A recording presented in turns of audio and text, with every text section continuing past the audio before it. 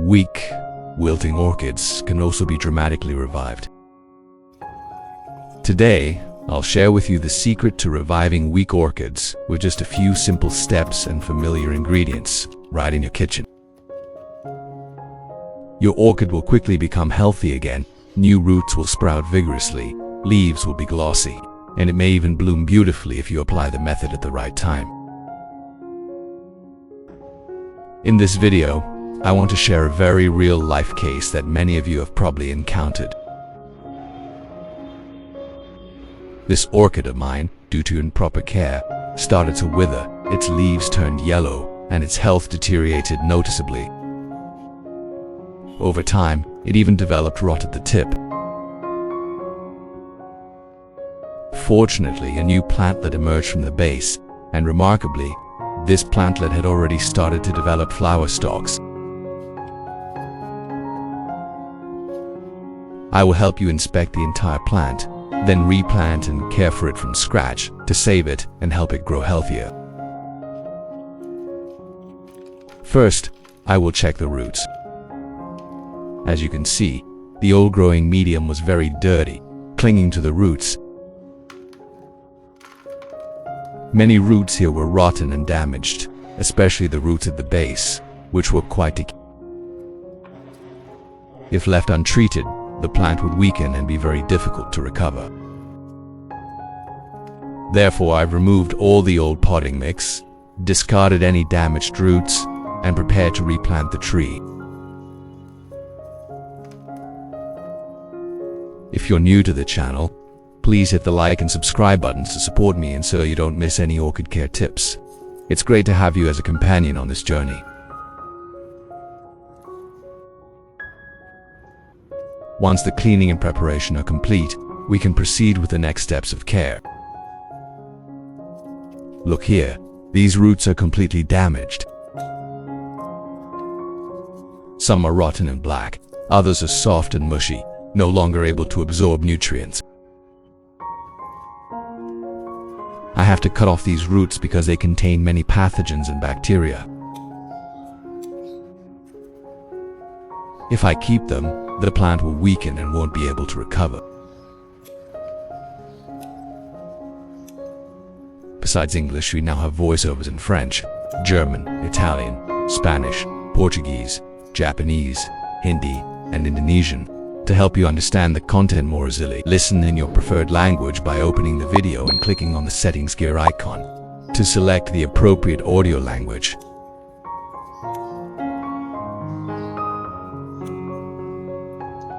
I cut decisively down to the green, living roots.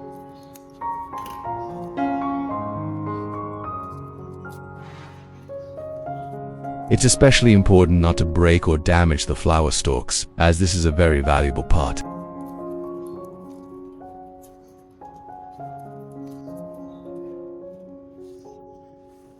After pruning, I set the plant aside and proceeded to clean it thoroughly. Next, I took the orchid out and thoroughly rinsed it with clean running water.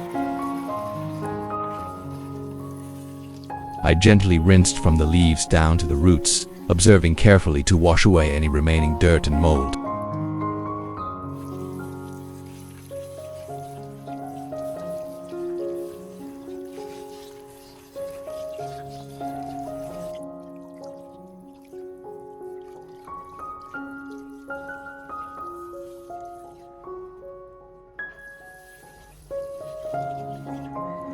After cleaning, the orchid leaves looked much cleaner, fresher, and more vibrant.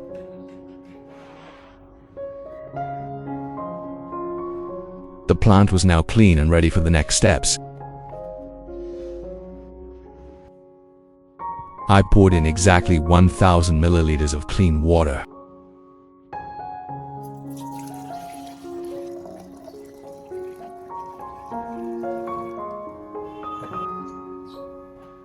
Next, I used potassium permanganate to disinfect the plant. I added about 10 drops of potassium permanganate.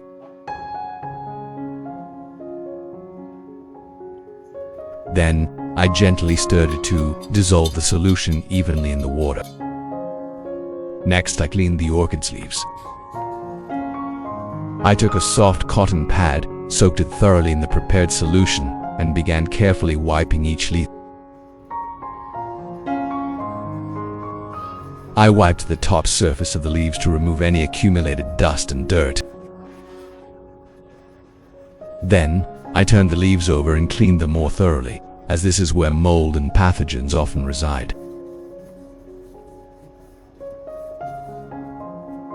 I cleaned not only the mother plant, but also the young orchids in the same way, not missing a single leaf.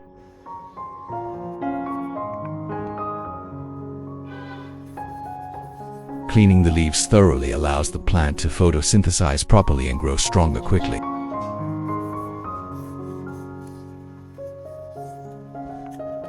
In this way, I finished cleaning all the leaves of both the mother and young plants.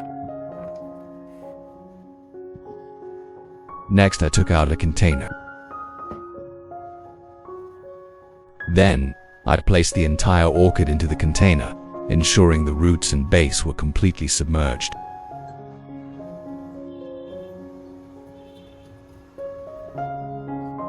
Once the plant was stable in the container, I poured in the premixed and disinfected potassium permanganate solution. At this point, the orchid roots and base were completely soaked in the solution, leaving no part untouched. I soaked the roots for about 30 minutes.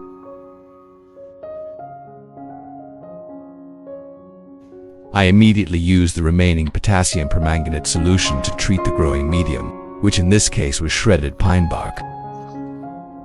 Pour the entire contents of the potassium permanganate solution into the pot and soak the pine bark. The purpose is to disinfect the growing medium, removing any mold and bacteria still clinging to the pine bark, because if the growing medium isn't clean, even healthy plants will easily get sick again. I will soak it for 1 hour.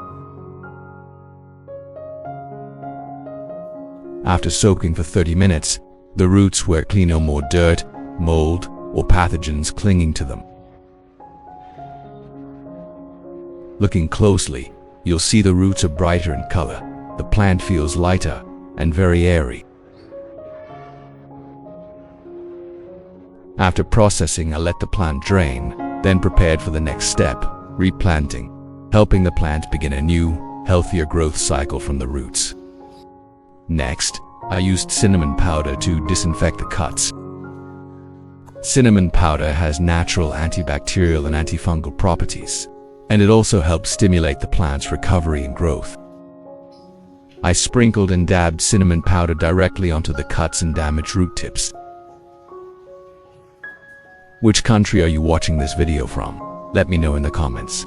It's wonderful that we can connect and chat with each other from all over the world. This way, the weak and damaged roots were safely disinfected. After treatment, I placed the plant in a well-ventilated dry place to allow the cuts to dry completely before planting, ensuring the plant would be safer and healthier in the pot later.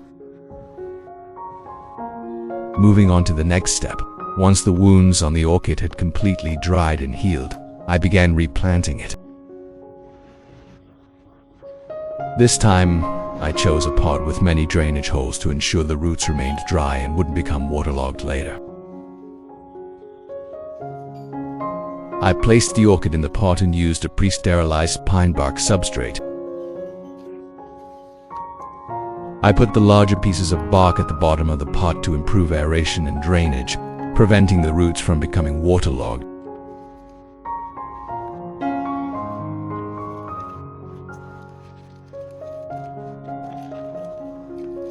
Then I added more bark on top, adjusting the roots as I went.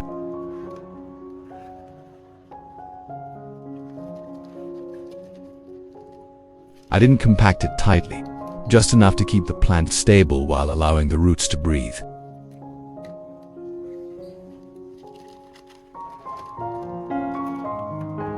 What kind of orchids are you growing? Please leave a comment below so I can create a detailed, personalized orchid care guide tailored to the specific characteristics and needs of that orchid variety.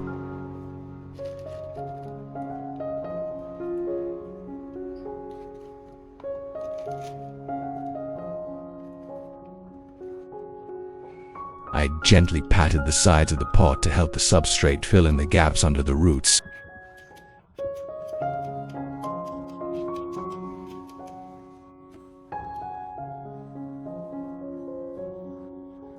Next, I covered the pot with a thin layer of moss to retain moisture.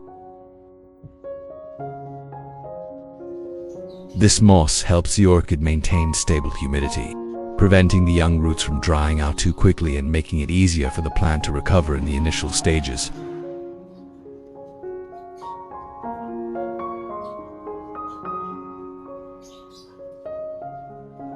At this point, I had finished planting the orchid.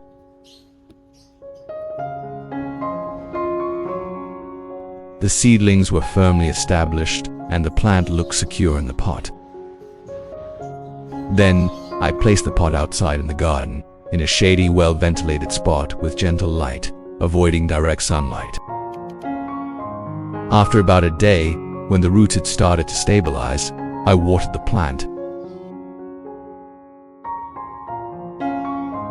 Next, I used rice as a nutrient for the orchid.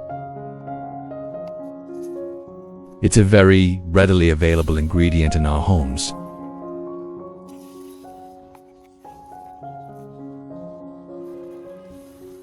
I started roasting the rice. I roast the rice slowly. When the grains turn a light yellow, it helps release the nutrients. When the aroma becomes very strong, that's when it's ready. Let the rice cool and prepare it for use. Next, I put all the roasted rice into a mortar and started grinding it until it was fine.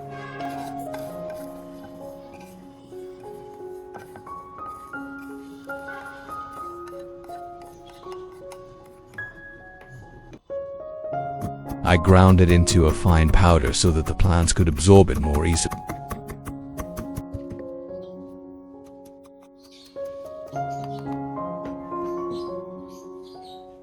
I continued stirring until the rice became fine and completely turned into a powder.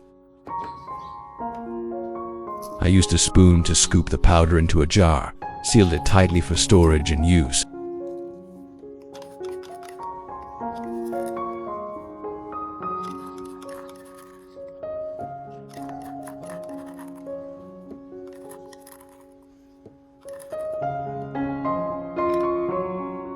That's how I prepared the roasted rice powder, ready for the next step.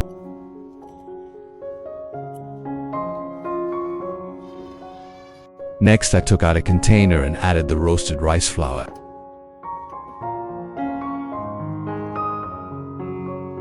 I took 2 tablespoons of roasted rice flour.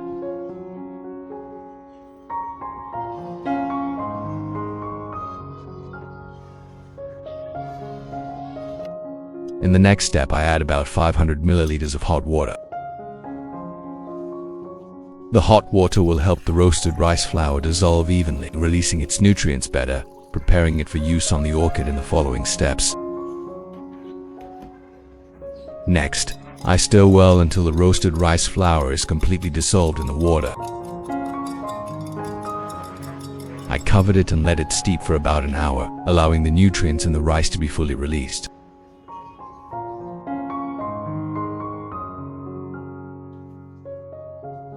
After a day, I returned to check on the orchid and found that the root system had begun to stabilize. The roots were neatly positioned in the pot and we could proceed with caring for the plant.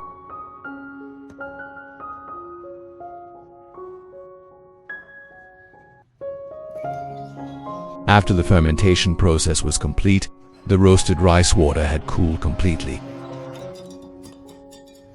At this point, I could clearly feel that the water had fully absorbed the starch and essential nutrients, especially vitamin B and minerals such as potassium, phosphorus, and nitrogen components that help orchids grow healthily, develop strong roots, and have greener leaves.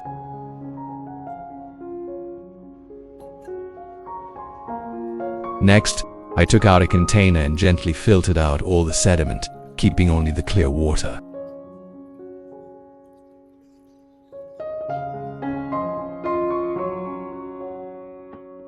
Thus, I had a complete nutrient solution, ready to use for the orchids in the next step of their care. Next, Ted took my orchid out for more thorough care. I took a soft cotton ball, lightly dampened it with the roasted rice water I had prepared, and began wiping each leaf individually.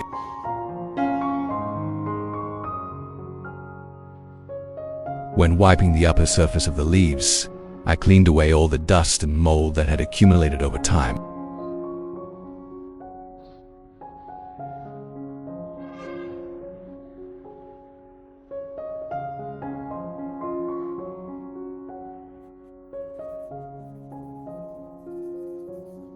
For the underside, I wiped more carefully to remove small insects, insect eggs, or pathogens that often hide there and are difficult to see with the naked eye.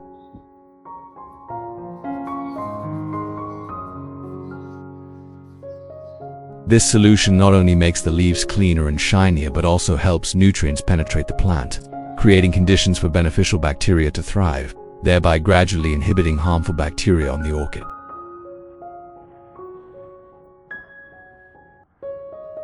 Next, instead of wiping the leaves, I switched to misting the orchid. I took a spray bottle and filled it with a prepared solution.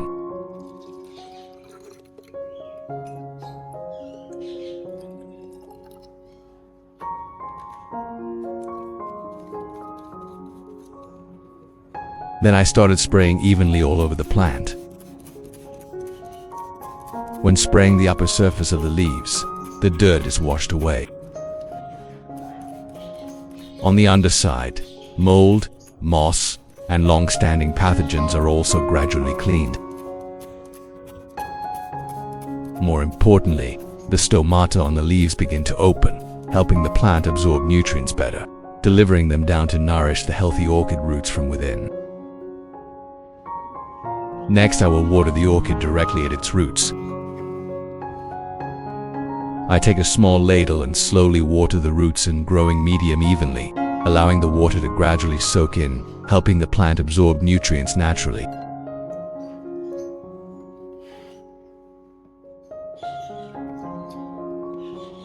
After that, I soak the entire pot for about 20 minutes. This time is enough for the orchid roots to absorb water, the growing medium to absorb moisture evenly, helping the plant stabilize and recover better.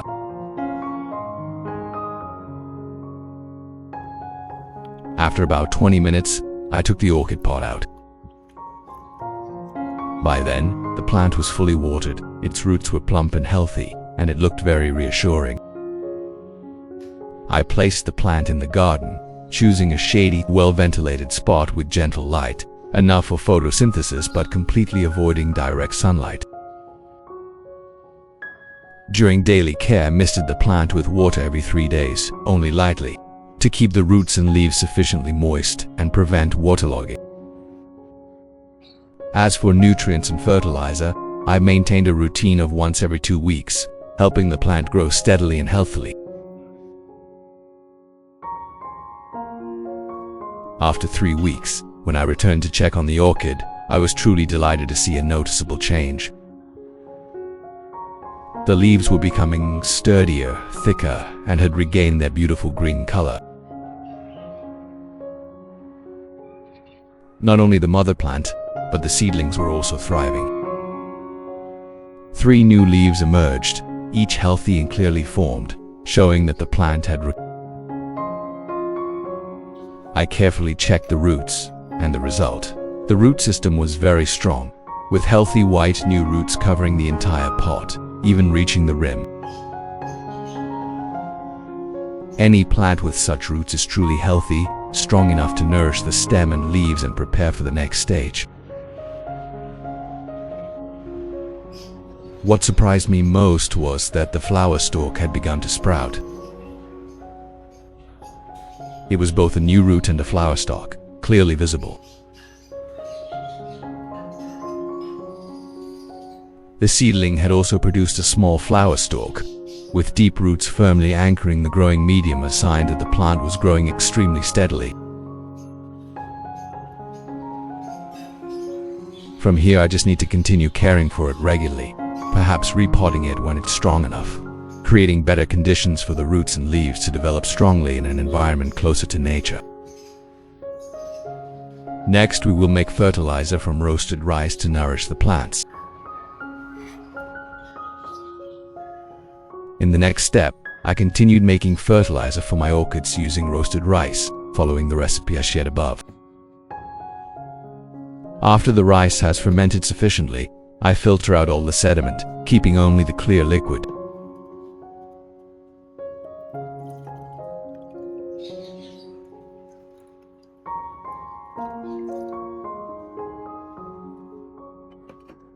At this point, I obtain a cup of nutrient-rich water, which I use to care for my plants. I took a soft cotton pad, gently dampened it, and wiped each leaf.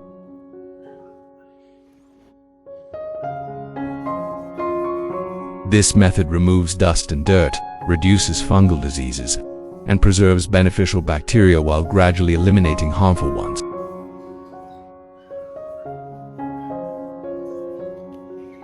On the Blissful Garden channel, you can also find many ways to make homemade organic fertilizers from familiar kitchen ingredients. These are not only cost-effective but also help plants grow sustainably.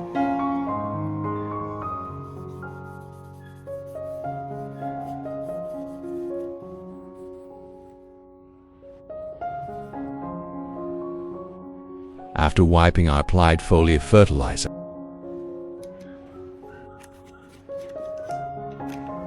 I used a spray bottle and evenly sprayed roasted rice water over all the orchid leaves.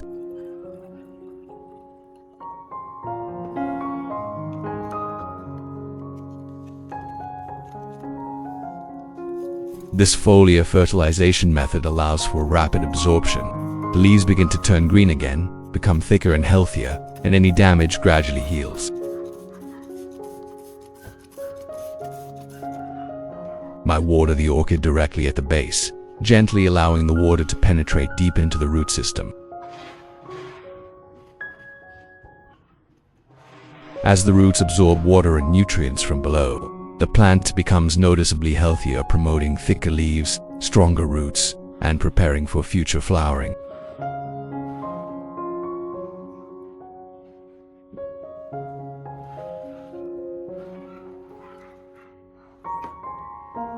Afterward, I remove the potted orchid and continue its regular care.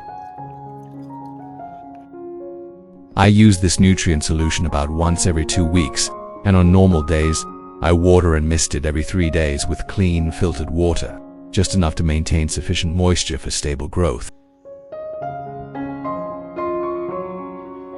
Then, I place the orchid back in its original location in the garden, a shady, well-ventilated spot with gentle sunlight.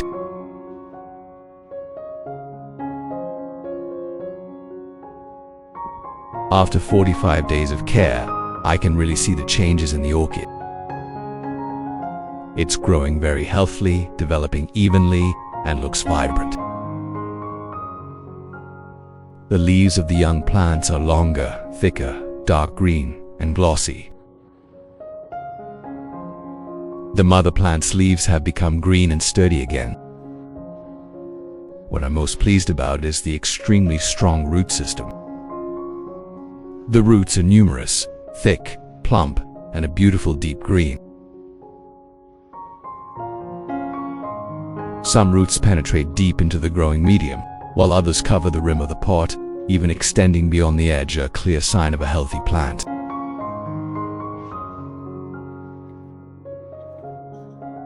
The leaves that were previously yellow have now turned green again, the yellow color almost completely gone, replaced by a deep, thick, and firm green.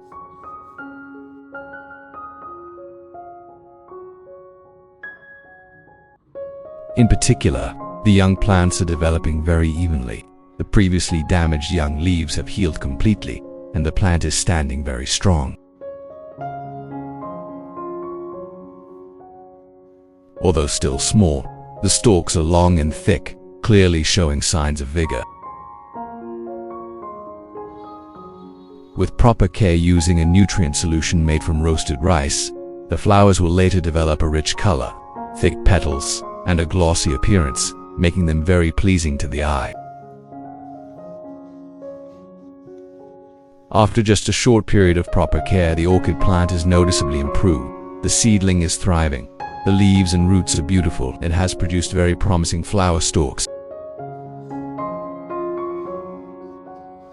And with consistent care, I'm confident our orchid will bloom steadily, beautifully, and for a long time, perhaps even year-round. I hope this video helps you better care for your orchids at home. If you find it helpful, don't forget to like and subscribe to the channel so you don't miss out on more simple and natural orchid care tips.